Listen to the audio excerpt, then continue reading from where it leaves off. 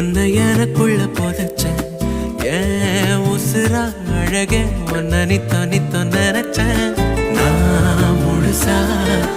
உன்னை எனக்குள்ள புதைச்சேன் ஏன்